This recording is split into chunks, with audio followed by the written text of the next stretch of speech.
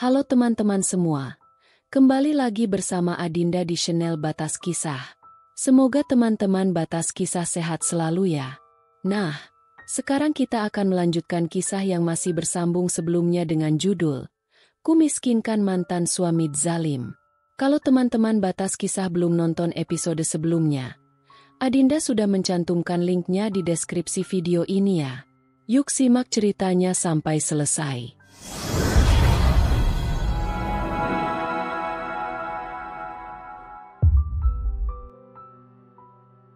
Masih ada yang kulupakan. Rumah kontrakan. Iya, rumah kontrakan. Aku bisa menggunakan salah satunya untuk kutinggali dengan keluargaku. Rumah-rumah kontrakan itu cukup mewah untuk kutinggali. Segera aku pergi ke komplek perumahan milikku itu. Aku tersenyum melihat rumah-rumah itu berdiri kokoh dan megah di atas tanah yang luas. Seorang pekerja bergegas menghampiriku. Ah, beginilah kalau orang kaya. Kemana-mana selalu dihargai. Beliau adalah pekerja yang bertanggung jawab atas keamanan di komplek ini.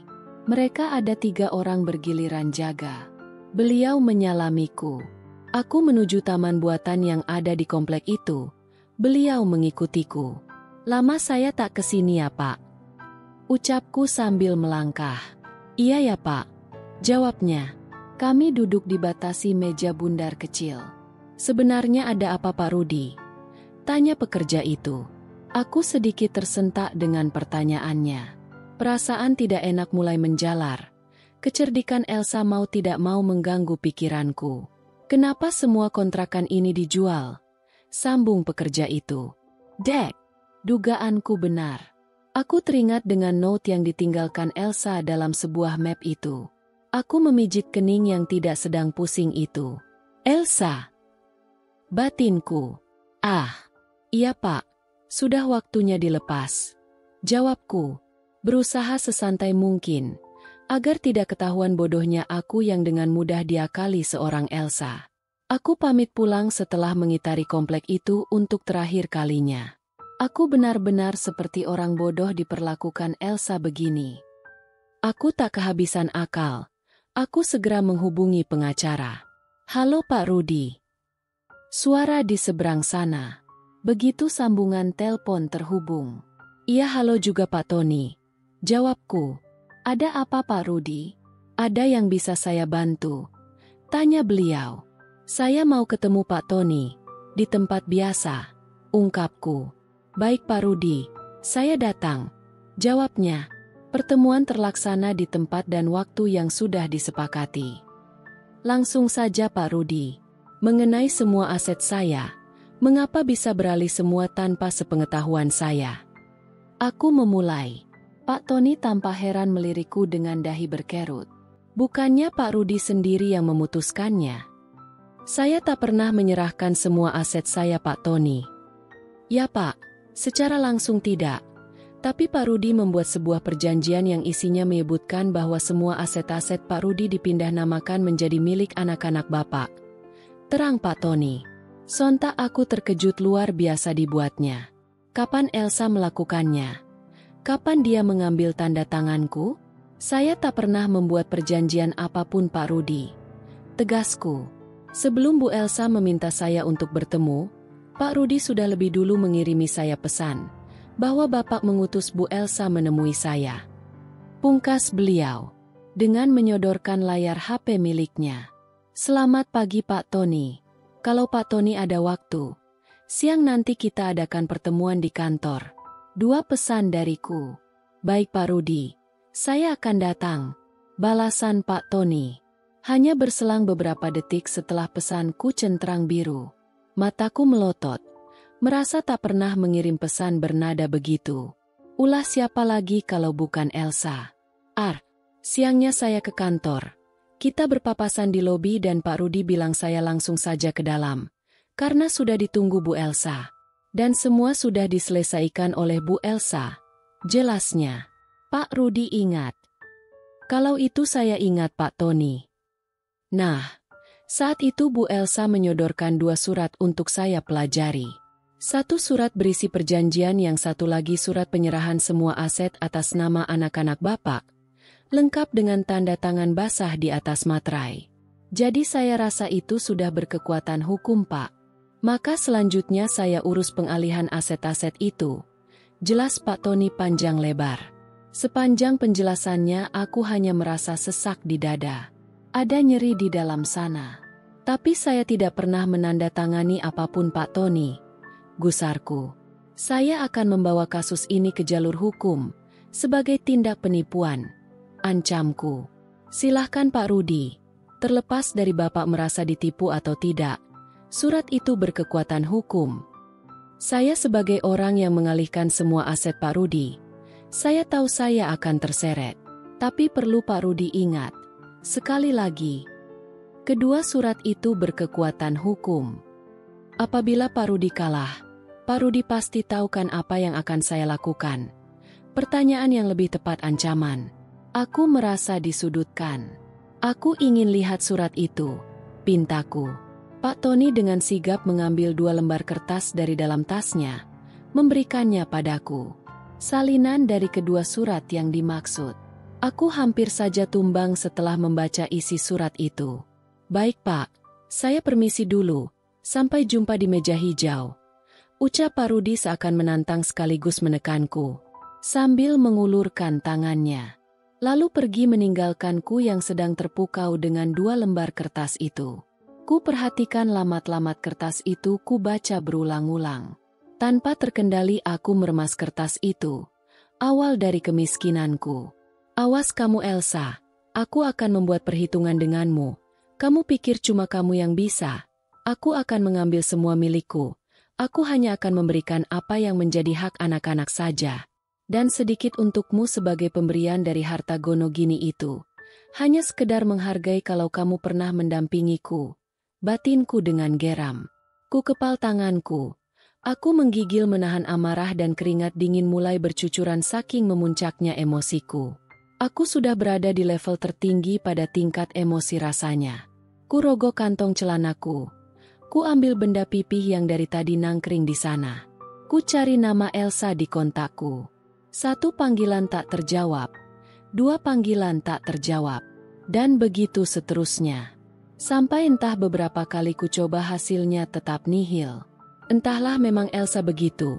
HP-nya selalu dalam posisi getar. Jarang sekali langsung mengangkat panggilan telepon. Biasanya kalau sudah mengecek HP-nya baru akan langsung menelpon. Karena panggilan tak kunjung terjawab, aku putuskan mengirimkan pesan saja. Elsa, apa-apaan kamu? Kenapa semua asetku kamu alihkan pada anak-anak? Apa kamu tak memikirkanku? Semua bersih tak tersisa. Kalau kamu mau sebagian itu bisa menjadi milikmu dan juga anak-anak.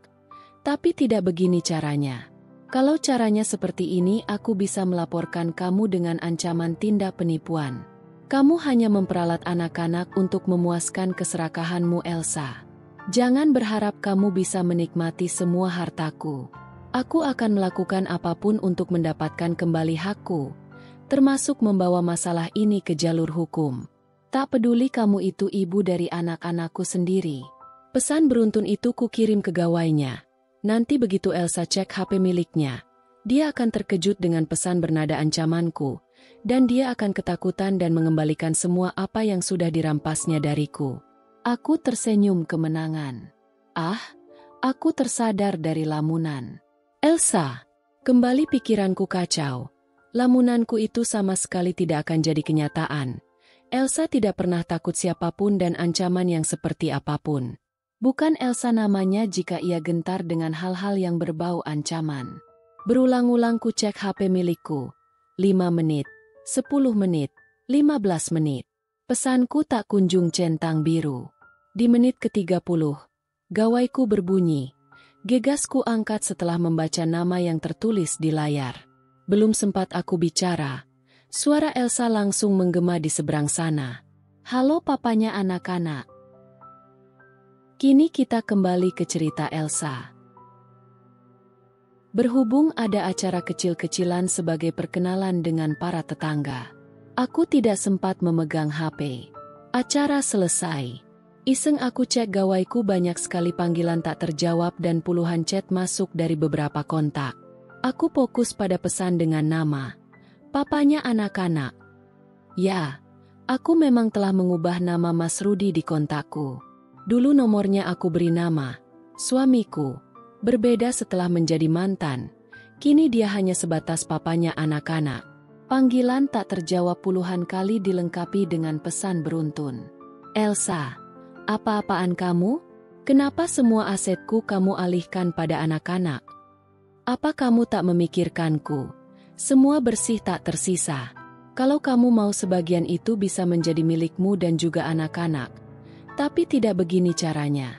Kalau caranya seperti ini aku bisa melaporkan kamu dengan ancaman tindak penipuan. Kamu hanya memperalat anak-anak untuk memuaskan keserakahanmu Elsa. Jangan berharap kamu bisa menikmati semua hartaku. Aku akan melakukan apapun untuk mendapatkan kembali hakku, termasuk membawa masalah ini ke jalur hukum. Tak peduli kamu itu ibu dari anak-anakku sendiri. Rupanya Mas Rudi sudah bertemu dengan Pak Tony. Batinku. Pesan bernada ancaman itu tidak akan membuatku ciut. Dia lupa kalau sedang berhadapan dengan Elsa. Aku tersenyum sepele. Segera ku telpon Mas Rudi. Halo papanya anak-anak.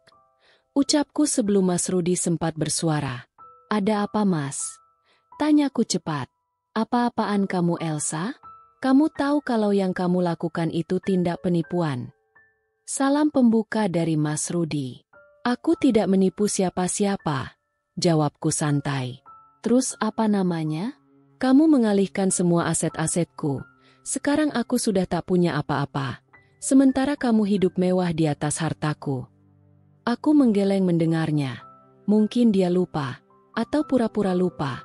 Kalau aku sedang memperjuangkan agar anak-anaknya hidup layak. Jadi bukan aku yang ingin hidup mewah. Baik akan ku ingatkan Mas. Kamu lupa kalau aku sedang memperjuangkan kehidupan layak untuk anak-anakmu? Anak-anak yang kamu telantarkan demi anak tirimu itu? Mas, masa depan anak-anakmu harus lebih baik dari kamu Mas. Mereka berhak atas itu. Lagi pula semua itu peninggalan kakek nenek mereka. Kamu hanya melanjutkannya saja kan? Apapun alasan kamu tak berhak melakukan itu. Bentaknya. Dan kamu telah memalsukan tanda tanganku. Apa namanya itu kalau bukan penipuan? Kamu masih mengelak telah menipuku? Bentaknya semakin keras. Dia pikir bisa menekanku. Aku Elsa Mas. Kamu jangan lupakan itu. Ucapku tegas. Kini Mas Rudi malah terdiam. Mas Rudi memang tipe orang yang mentalnya mudah ciut. Apalagi kalau berhadapan dengan almarhum Mama. Gayanya saja sok-sokan selingkuh. Itu kamu sendiri yang tanda tangan Mas. Aku tak pernah memalsukan tanda tanganmu. Aku tak pernah membuat surat itu Elsa. Jangan macam-macam kamu. Tegasnya. Kamu memang tidak pernah membuatnya Mas. Tapi kamu sendiri yang menandatanganinya. Dan aku tak pernah merasa menandatangani surat itu. Ini kekonyolan kamu Elsa. Pasti kamu sudah memalsukan tanda tanganku. Cecarnya. Sekali lagi kutegaskan Mas. Aku tak pernah memalsukan tanda tanganmu. Kamu sendiri yang menandatanganinya. Bagaimana mungkin? Tanyanya tak percaya. Ya Mas. Kamu sendiri yang menandatanganinya. Bersamaan dengan raportnya anak-anak. Kamu tak ingat ya? Tanyaku sedikit meledek. Mas Rudi terdiam. Mungkin dia sedang mengingat-ingat sesuatu. Aku menunggu dengan setiap kalimat apalagi setelah ini yang meluncur dari mulutnya. Sembari senyum-senyum manis. Dan ternyata, sambungan terputus tanpa kalimat penutup. Mas nanti malam kamu jadi ke rumah kan? Pesan masuk tampak di layar gawai Mas Rudi. Hatiku penasaran. Walaupun sudah hal biasa bagiku dengan tingkah Mas Rudi yang sering bergaul dengan banyak perempuan. Namun entah mengapa berbeda kali ini. Nama yang disamarkan sebagai Bobby, itu justru memancing kecurigaanku. Apalagi dengan pesan masuk berikutnya. Anak-anak nanyain terus nih. Aku tidak ingin membuka pesan itu. Aku langsung bertindak gerak cepat menyelamatkan aset-aset penting. Teringat pesan mama mertua. El, kalau suatu saat nanti Rudi mulai berpaling, Selamatkan semua aset demi masa depan anak-anakmu. Saat itu aku tak terlalu menanggapi, karena pernikahan kami masih tergolong baik-baik saja. Masalah Mas Rudi dikelilingi banyak wanita. Itu bukan suatu masalah bagiku. Selama tidak berkhianat dengan wanita-wanita itu, aku masa bodoh saja. Toh Mas Rudi bilang itu hanya hiburan saja. Aku cukup menekankan, jangan sampai pulang membawa penyakit dan menularkannya padaku. Tapi setelah 2 pesan yang mengganggu itu terbaca olehku, aku tahu bahwa pernikahan kami sudah tidak baik-baik saja, dan aku harus bertindak. Karena memang aku bukan tipe perempuan yang baperan yang kalau dikhianati nangis-nangis, mencak-mencak, sampai guling-guling. Oh no, itu bukan Elsa. Aku mengambil laptop dan mengetik 2 surat itu dengan lihai. Surat pengalihan aset atas nama ketiga anaknya, dengan ketentuan aku yang akan mengelola sampai anak-anak masing-masing berusia 21 tahun.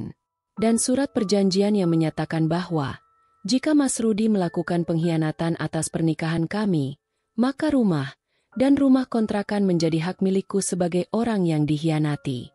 Karena sudah atas namaku jadi kujual saja sekalian.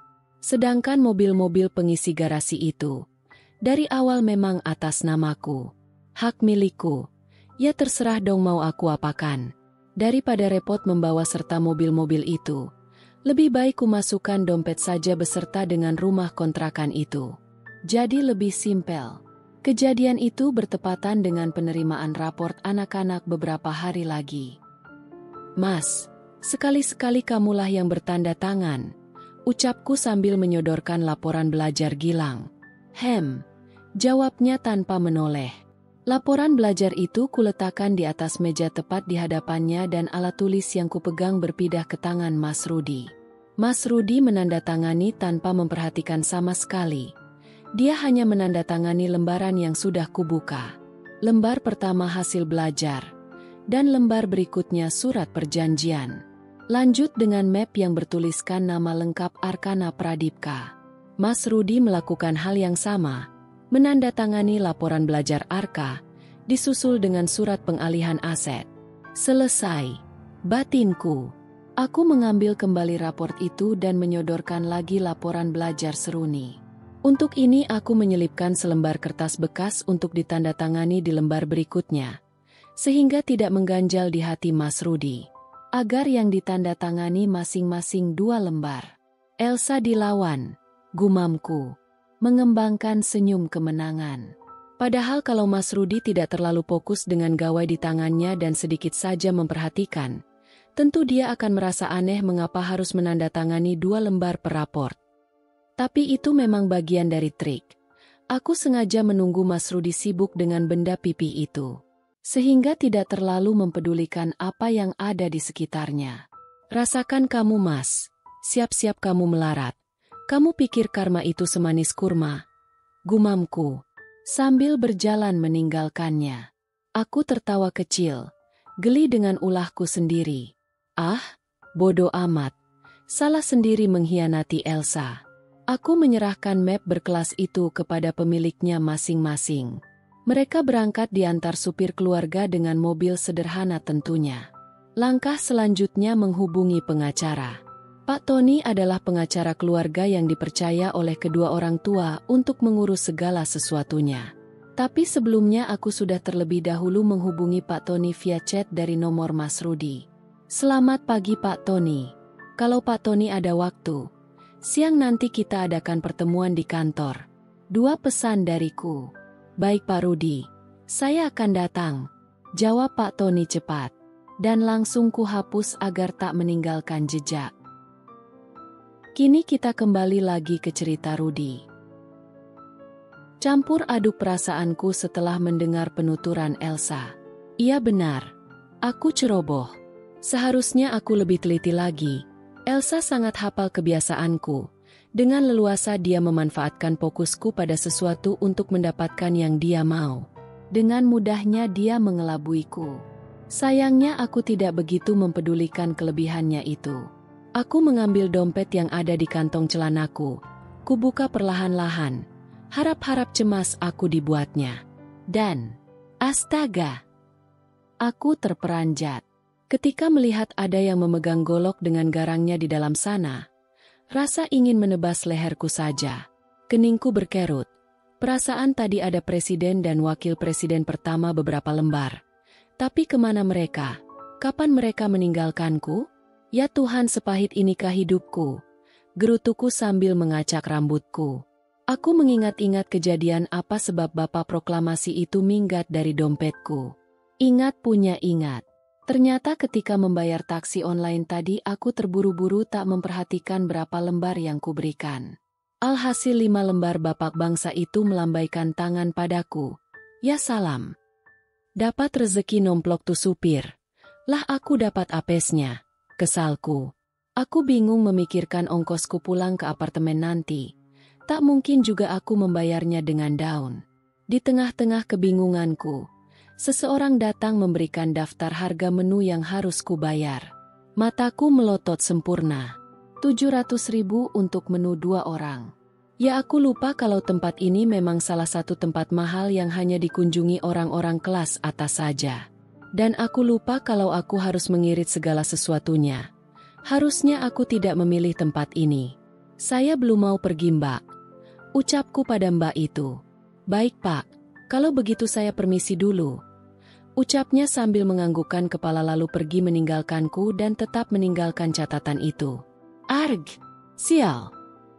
Tony, seharusnya kau bayar dulu tagihan itu, bukan malah main kabur saja.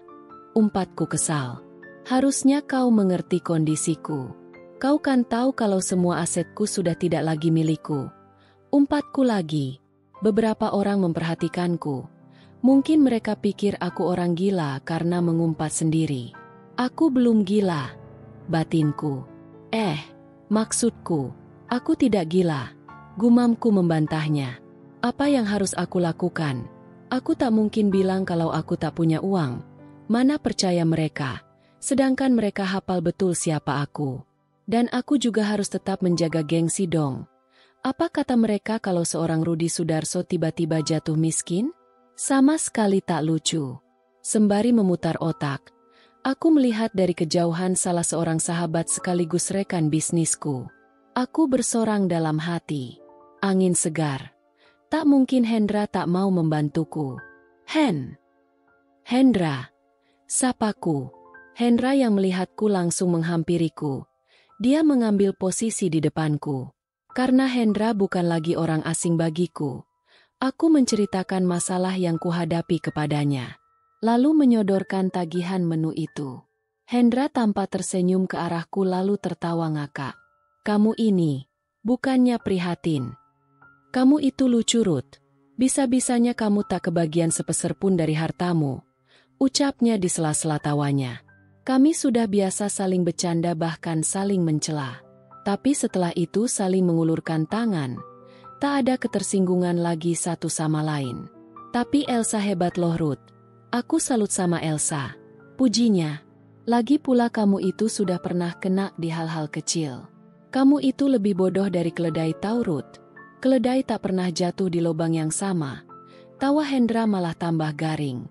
Aku yang ditertawakan rasa ingin membogel kepalanya. Kamu pernah makan kurma Ruth? Tanya Hendra setelah tawanya agak reda.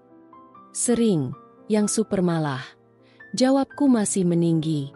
Berarti sudah bisalah ya, membedakan yang mana kurma yang mana karma. Tawanya kembali menggelegar. Kurang asem. Balasku sambil melempar dompetku tepat mengenai dadanya. Hendra dengan cekatan mengambil dompetku dan membukanya. Kali ini Hendra memasang wajah panik. Aku sudah hafal tingkahnya. Pasti mau meledek lagi. Dan benar sepersekian detik. Astaga, Ruth apa-apaan ini? Kok kamu bawa-bawa golok? Katanya lalu melempar kembali dompet tak berguna itu ke arahku. Diikuti tawa lepas. Selepas-lepasnya. Aku tak ada waktu untuk bercanda lagi ya Hen. Sekarang cepat kamu selesaikan ini. Dan antar aku pulang. Tegasku. Santai Ruth santai. Aku mau pesan dulu makanan untuk ketiga bidadarimu itu.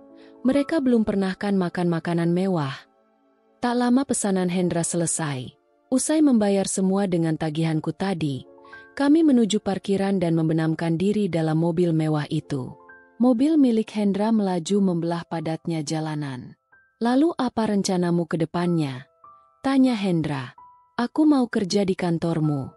Jawabku enteng. Aku sudah menjual sahamku. Aku akan terbang ke Australia dalam minggu ini. Dan akan fokus pada usahaku di sana. Jawaban yang membuatku melongo. Jadi apa kau mau ikut denganku? Tanyanya lagi. Aku terdiam. Tapi kau bisa merekomendasikan. Biar bagaimanapun kau pernah berpengaruh di perusahaan itu. Kataku penuh harap. Sebelum Hendra menjawab, aku terlebih dulu melanjutkan. Ayolah Hen, mau makan apa anak dan istriku nanti? Hendra melirikku.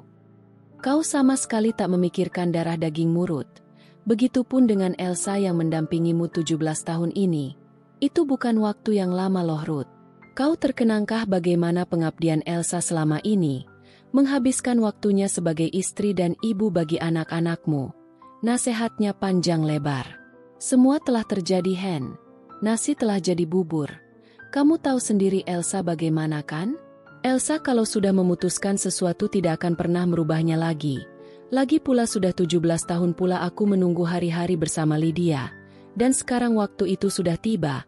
Aku tak ingin kehilangan Lydia lagi. Setauku selama ini kau juga mencintai Elsa. Betul. Tapi Lydia tetap ada di hatiku. Makan tuh cinta. Ejek Hendra disertai apalagi kalau bukan tawa yang mengesalkan itu. Aku diam saja. Sebagai upaya menghentikan tawanya. Baiklah aku akan coba merekomendasikan kamu. Tapi aku tak bisa jamin ya. Aku tahu Hendra tak mungkin tega melihat sahabatnya ini menderita, apalagi kalau sampai hidup di bawah garis kemiskinan. Ah, tidak itu tidak mungkin terjadi. Aku tak mungkin hidup di bawah garis kemiskinan. Mobil memasuki sebuah tempat yang tidak asing lagi bagiku. Mengapa ke sini? Tanyaku. Santai dulu. Jawab Hendra. Aku menurut saja. Toh aku juga tak terlalu buru-buru pulang. Kulihat Hendra sibuk dengan benda pipihnya. Lalu mendekatkan ke telinganya. Entah siapa yang ditelepon Hendra. Aku tak terlalu ambil pusing. Iya selamat siang Pak Slamet. Sapa Hendra kepada seseorang di seberang sana. Mataku membulat mendengar nama Pak Slamet disebut. Oh, rupanya dia menelpon Pak Slamet. Pak Slamet adalah pemilik perusahaan tempat Hendra menanam saham. Semoga ada kabar baik. Batinku. Setelah Hendra berbasa-basi sebentar. Sampai juga pada intinya. Jadi begini Pak. Saya punya teman yang membutuhkan pekerjaan. Beliau sudah berpengalaman Pak. Ungkap Hendra. Entah apa jawaban di seberang sana. Apa tak ada yang lain Pak? Tanya Hendra. Oh, baik Pak. Saya tunggu kabar dari Pak Slamet ya. Baik Pak baik. Selamat siang. Dan tanpa Hendra memutuskan sambungan selular itu. Bagaimana Hen? Tanyaku penasaran. Saat ini lowongan yang tersedia hanya Oberut. Apa kau mau posisi itu? Kali ini wajahnya tampak prihatin. Yang benar saja kamu Hen. Tolaku halus masih menjunjung tinggi gengsi. Hendra kembali sibuk menghubungi beberapa orang lagi. Bagaimana? Tanyaku lagi. Sama Ruth. Barangkali kau sudah ditakdirkan untuk jadi OB.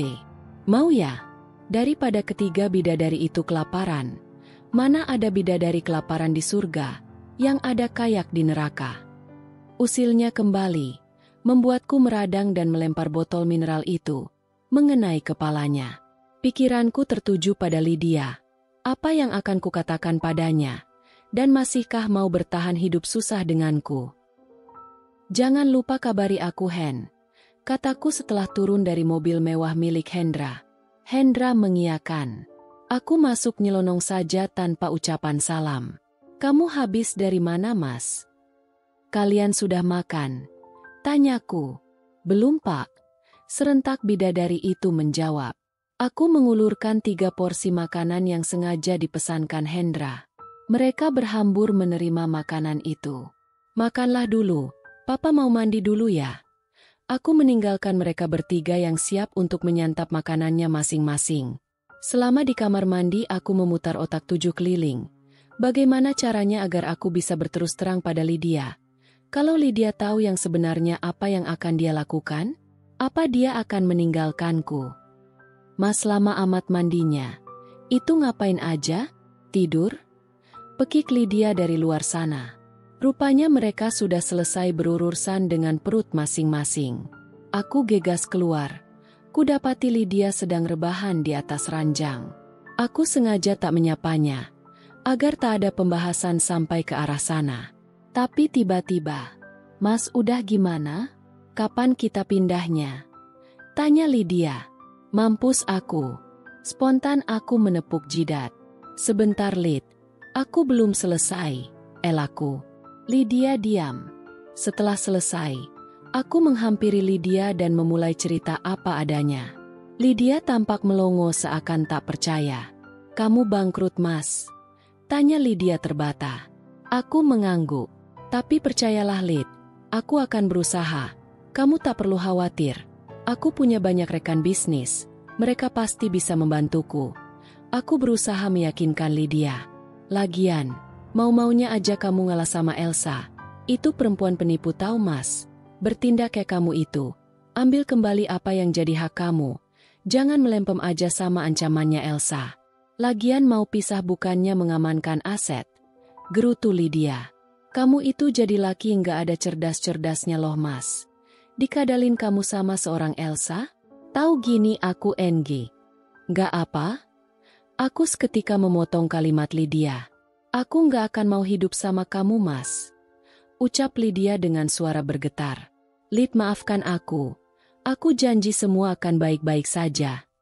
"Mas, kamu tahu sendiri kan? Bagaimana sulitnya aku dalam kehidupanku selama ini. Anak-anak bahkan tak luput dari itu semua. Aku meninggalkan laki-laki pemalas itu, semata-mata untuk hidup senang sama kamu." Aku mengusap pucuk kepala Lydia. Mata indah itu mulai berkaca-kaca. "Kamu yang sabar. Aku akan merubah kehidupan kita 180 derajat." Kataku penuh percaya diri. "Untuk beberapa pekan ke depan kamu masih punya simpanan kan?" Tanyaku hati-hati. Lydia mengangguk. "Kamu kasih pengertian sama anak-anak. Untuk nggak terlalu bermewah-mewah dulu. Bukannya apa-apa Lid. Kita harus berhemat. Dan ini hanya untuk sementara saja kok." Sambil menunggu kabar dari Hendra dan di samping itu aku tetap mencari pekerjaan. Bujuku. "Sekali lagi aku janji Lid. Ini hanya sementara. Kondisi ini tak akan lama. Percayalah sayang." Lanjutku. "Besok kita pindah ya."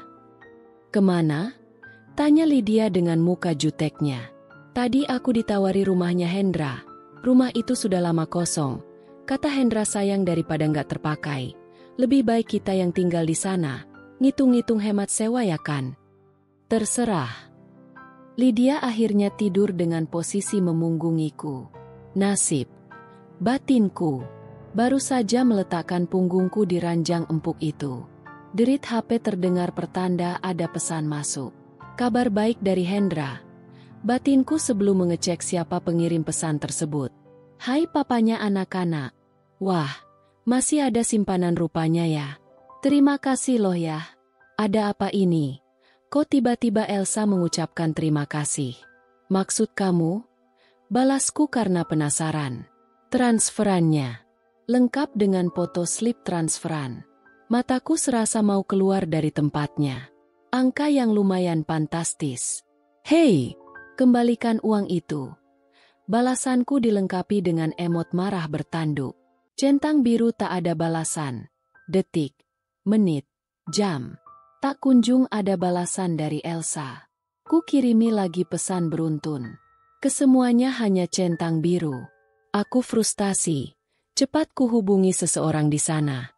Beberapa panggilan tak kunjung dijawab. Akhirnya aku mengirimkan pesan.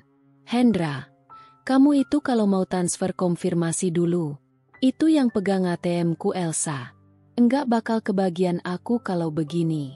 Nunggu besok udah keburu habis tuh saldo. Malam ini juga bakalan ditarik Tuhan." Emot sedihku sertakan. Selang hitungan menit.